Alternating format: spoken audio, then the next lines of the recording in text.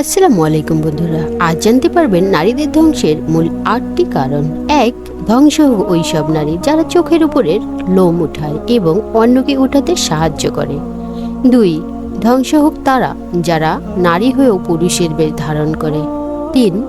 ধ্বংস হোক তারা যেসব নারী সুগন্ধি মেখে বের হলো এবং অন্য কোনো পুরুষের নাকে সেটার ঘ্রাণ গেল, ওই নারী ব্যভিচারিণী। 4. ধ্বংস হোক ওই সব নারী যারা শরীরে উল্কি আঁকে এবং অন্যকে এঁকে দেয়। 5. অভিশাপ তাদের জন্য যেসব নারী পরচুলা পরিধান করে। 6. ওই সব নারী যারা স্বামীর রোজগারে অসন্তুষ্টিত থাকে। 7. ওই সব নারী যারা না জেনেই ধারণা করে অন্যর নামে মিথ্যা অপবাদ রটায়। 8.